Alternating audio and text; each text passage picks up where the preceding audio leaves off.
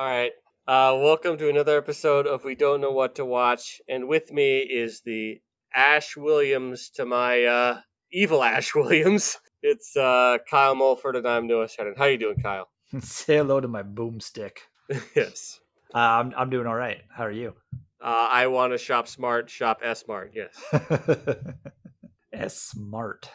Hmm. I am so smart. SMRT. Yes, you are, Homer. Hey, what did we watch this week? We watched I think this was on Netflix from 2017. We watched the film The Ritual. The Ritual. And did they ritualize it? I guess. I guess. Yeah. Let's. You know what? We'll go with just I didn't find out much about this movie other than it's based on a 2011 novel by Adam Neville. It was Okay. produced by Gollum, Andy Serkis, Neat. and directed by David Bruckner. Hasn't really done much. He did a segment in VHS, and he also did a segment in Southbound, which I saw Southbound at Film Scene, that local theater, and I kind of liked Southbound. It was a good Okay. anthology movie, but I don't know which segment he directed, so I don't know. But the only person in here that maybe we would have known before is one of the characters is played by Rafe Spall, and he was actually in a former what we don't know what to watch podcast movie called Hot Fuzz. Oh yeah. Oh Yeah, yeah. He was one of the Andes, right? yeah, he was one of the Andes. Oh, I think that's why I recognized him. Yep, yeah, because I was sitting there watching the whole time, and then I looked it up on IMDb later. I'm like, oh, he's one of the Andes. That's where I knew him from.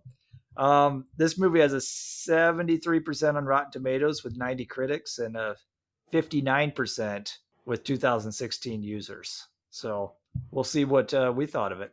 Yeah. Shall we just dive right in, spoiler territory and everything? Heck yeah, by this point, I don't think we've ever really shied away from spoilers. So In case anyone is listening for the first time or whatever. yep. So basic gist of the movie is a bunch of guys want to go on a guy's trip. They're getting older, so they don't know where to go. That some of them don't want to do the whole party thing in the big, party Hmm. town, and one guy suggests going hiking in Sweden somewhere. Okay. So then, well, spoiler because it's at the very beginning of the movie. That guy ends up dying, so that all in honor of him, because none of them wanted to go hiking, but in honor of him, they go hiking and then they get lost in the woods, Yep. and craziness ensues. Wackiness. I guess I went through several vibes throughout this film. Like vibe number one, I was thinking like a Blair Witch Project. Yeah, I had that vibe a lot. Vibe number two was like Evil Dead, Yep. and then vibe number three was Wicker Man. I you know I it must have had strong vibes because I had a lot of that too. Especially Yeah, when they had a literal wicker man in the building. I suppose. But so here's the thing with this movie. Is at the beginning. I and that sounds like a really bad thing.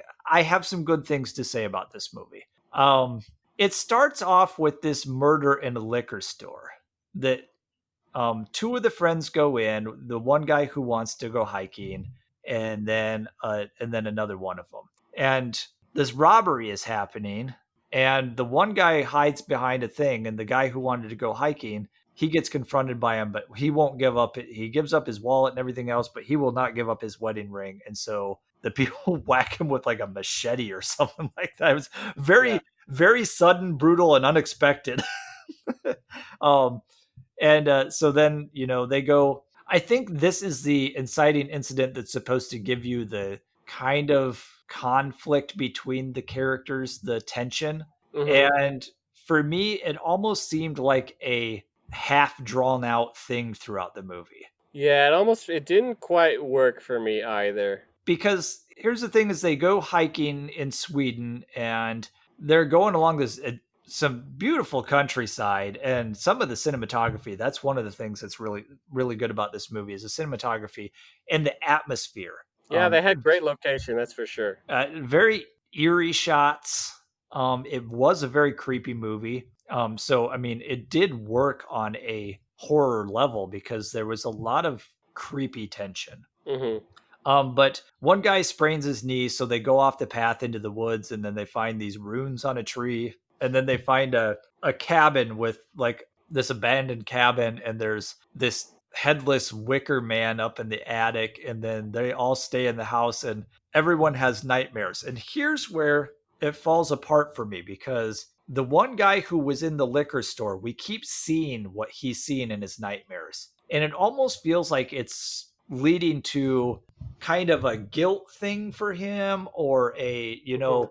this thing is affecting your mind in your and manifesting like your kind of fear about your past and regrets about your past. But then everyone else just has nightmares that are just all over the place. Like one guy has a nightmare about his wife. It's like they don't go explaining that. One guy has such a bad nightmare he won't talk about it, but he pissed his pants. It's like, but then this other guy, we see like the liquor store itself manifest in the woods, and he keeps seeing this when the We thing see is that around. multiple times. Yeah. So And I feel like it never goes anywhere with that storyline, and I yeah, feel I like it. definitely felt like it was trying to make some bigger point, but then I just kind of missed it. Yeah. Maybe it's I feel like because we already saw what happened in the liquor store, there was no real suspense or anything. Didn't seem like a reason for it, except maybe if he tries to keep playing over and then like it goes different each time, that might have been interesting. Yeah.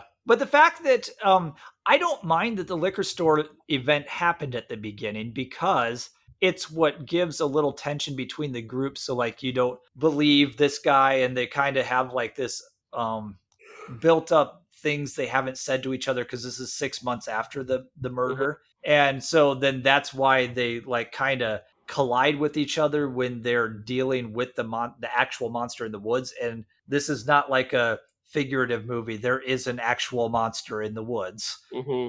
And so that would work, and you don't need to keep showing him seeing the thing because we get it. We understand where the tension is between them. Just say they're having these weird nightmares. Like it worked for the other characters. We didn't see their nightmares, but we get it. We get that this thing is getting inside their head. And plus, sometimes the reaction to something is scarier than the actual thing itself. Yeah. And so we go through this whole thing, and then all of a sudden they get to they're running and being chased by this thing through the woods. It's like this thing that's about as tall as the trees, and it's got like a human face inside of it, that like kind of humanish face, and some hands and some giant elk antlers. Yeah, but then it's built like an elk, and then it can walks on all fours like a moose or an elk or something. Yeah, but like it almost was like tall in the front like a giraffe. It was the weirdest looking thing. It was creepy. I will I give it good that. monster design, good creature design, that's for sure. Yeah, and they did really good about only giving you glimpses throughout the movie. That's one of the things that I want to say about this movie is like get rid of the dreaming stuff, and this is a really creepy atmospheric film. Like Yeah, there's a lot of it that did work for me as a horror film. yeah. I guess cut out some of those scenes, I guess, and then it could be a really solid like 90 minute film. Yeah, so they get to a point where they get knocked out by this group of people that's worshiping this thing in the woods for like to be free of pain and have immortality or something like that. They've been there forever, and it's they say that it's like the bastard. It's a Jotun or something like that. And it's a bastard son of Loki. Something And like that. I was reading that it's that translates to like a modern day translation is a troll, basically. But It's so not like the film Troll Hunter, which is actually really good. yeah, I love Troll Hunter. That's a great one. But no, but so I'm not sure exactly what kind of thing, but it's it's that kind of Swedish what do I Norwegian mythology going on. So actually this has a tie-in with our last movie Thor. Aha, it's all connected. It's all connected. And Thor Yeah, we fights him or something. Thor we got Loki, and in this one we've got Loki's bastard son. Yeah. So I thought that was actually kind of interesting that that's the movie we drew after watching Thor. But yeah, and the whole thing at the end there is like this whole place is like just worshiping this thing, and he runs away and gets out of there. You know, watching it that he's going to be the survivor. It's Well, there's yeah, and then he blasts people with a shotgun. Yeah, with his boomstick. There, Oh yeah, there is a lot of familiarity to it, but there is some uniqueness to it too. And like I said, I, gosh, I don't even know if we're gonna have a real long podcast today because I there's don't think not much so. more to say about this There movie. really isn't that much to talk about. I mean, if you like those types of movies, it's okay. Creature design was cool. I think the creature would make a great action figure, but then You want that on your shelf, like over your bed? Give you at least nightmares. maybe like a T-shirt or something. Yeah. So I do want to point out the good things about it. Like I said, the cinematography, the atmosphere, and the shots that the director chose. I think this director has a good eye for horror, and I wouldn't mind seeing what he comes up with next. This might have been his first like full length movie. Hmm. So he's got a good feel for keeping creepy tension and showing just enough of the monster to keep you creeped out without showing too much to get it campy. And then even when you see the whole thing, you don't see it for more than a couple seconds at a time. And Yeah, then it's like, oh, here's the whole thing, and then oh, all of a sudden we're like right up in its face, and oh, all of a sudden it's impaling someone on a tree. I, I, he's got good pacing and a good feel for tension. yeah. I mean, and editing too, probably structural editing. I guess overall story. I didn't was probably a little lacking for me, but the moment to moment editing, which is where how you kind of build that atmosphere and some of those scary moments, that seemed pretty good. Yeah, I think he needs to work on the character development a little more. I did all of the characters had their own personality. Um, like I said, I think that the scene at the beginning was key in giving some sort of conflict between the characters instead of just a bunch of friends. Hmm. It was a bunch of friends, but there was an underlying conflict there, which that did work. It's just that the whole dream thing didn't. It felt like it was trying to be bigger than it ended up. I mean, maybe he said something like might have been because it was based on a book. Could it be expanded in the book? We don't know. We haven't read the book. Yeah. So that's what really brought it down a notch for me is some of that stuff that just felt unnecessary. And I, I I agree with you that it could have been a good solid like 80 to 90-minute creature feature. mhm.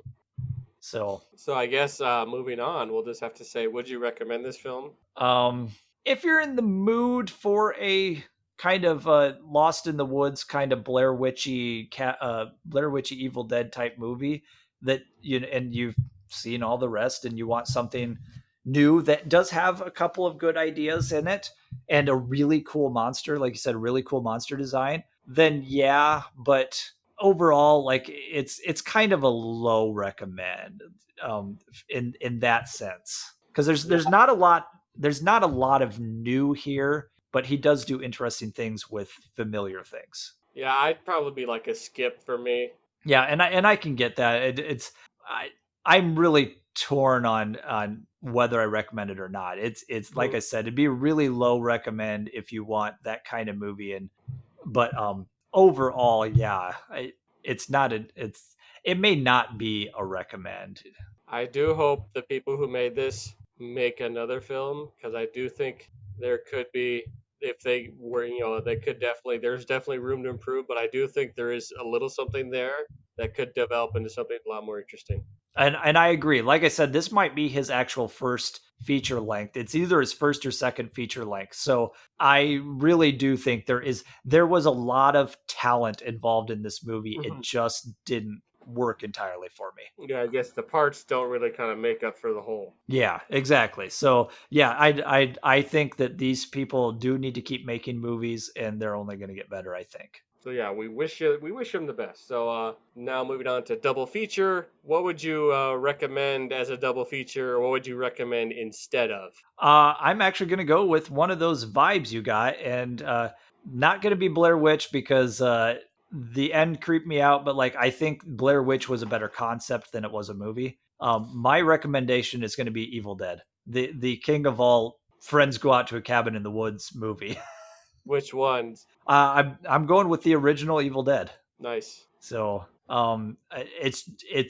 it really holds up. It's a little less campy than the second one, and far less campier than Army of Darkness. And if you want like some horror in there and less goofy fun, I do still recommend Evil Dead 2 and Army of Darkness because they get into just fun territory. But like Yeah. the first Evil Dead, there's some It's pretty creepy. dark. It is a dark movie, and there's some creepy stuff in there. So that's me recommendation. That's my recommendation.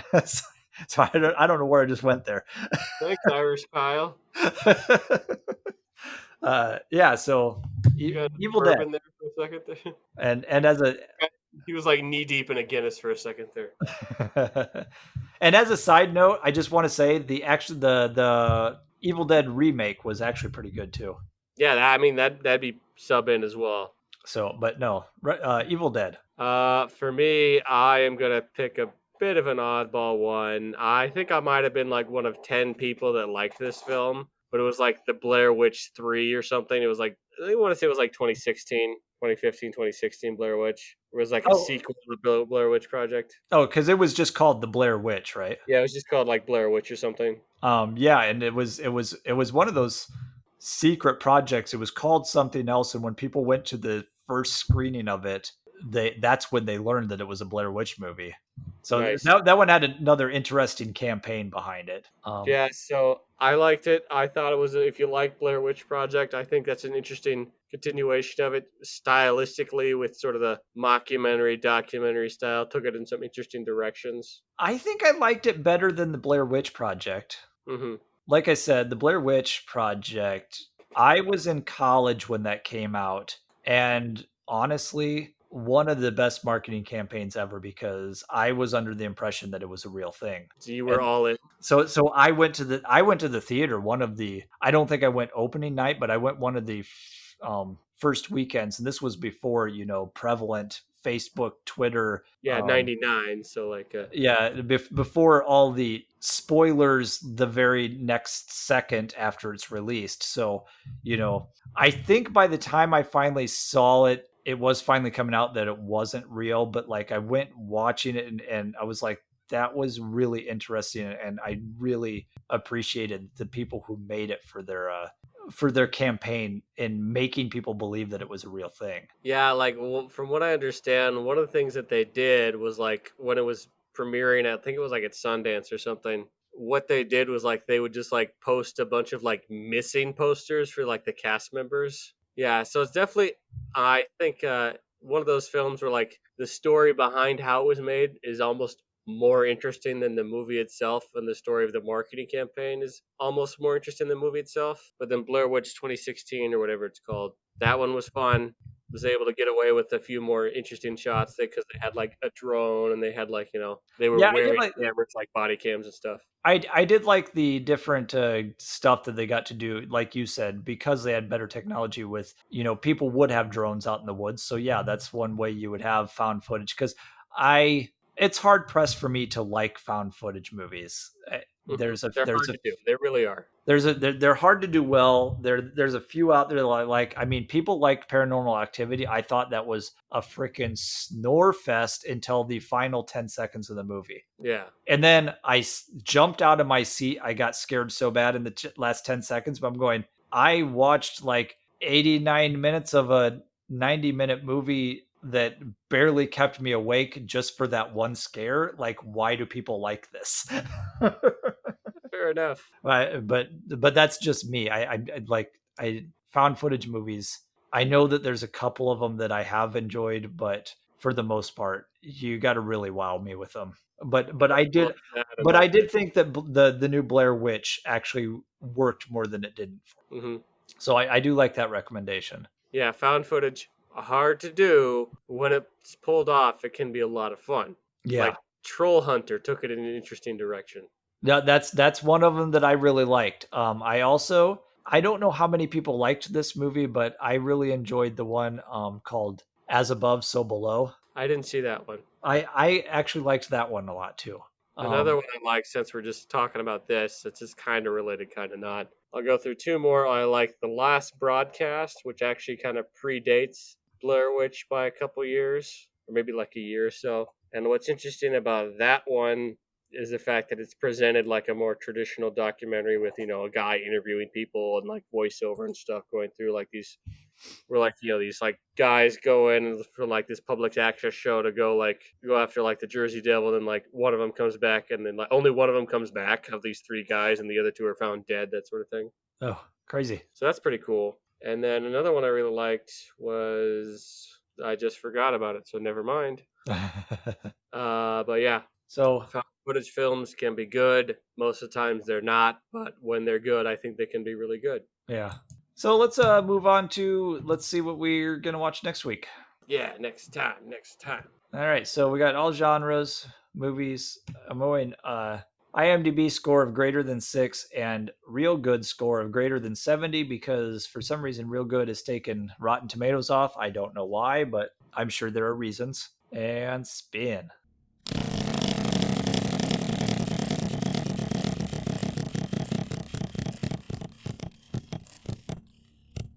All right, and we're back from the spin. We've got Billy is released after 5 years in prison. In the next moment, he kidnaps teenage student Layla and visits his parents with her, pretending she is his girlfriend, and they will soon marry. Oh, so this is like it's a Hallmark film? Uh, yeah, it's a Hallmark Christmas film.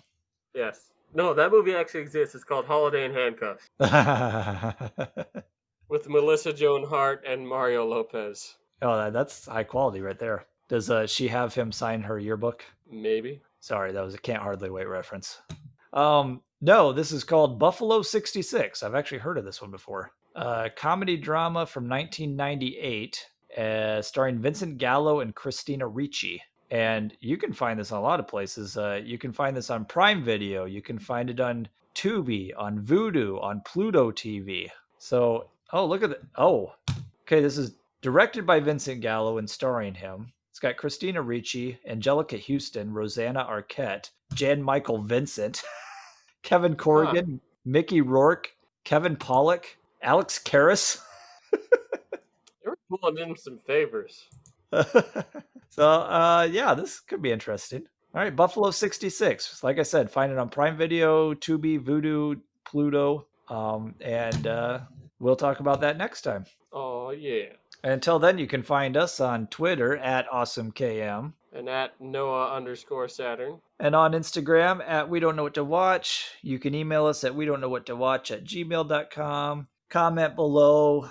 Let us know if you've seen The Ritual, what you thought of it, and hit the like button and all that jazz. And until next time, stop taking shortcuts through the woods. Like, I mean, seriously, like And also, buy a tripod.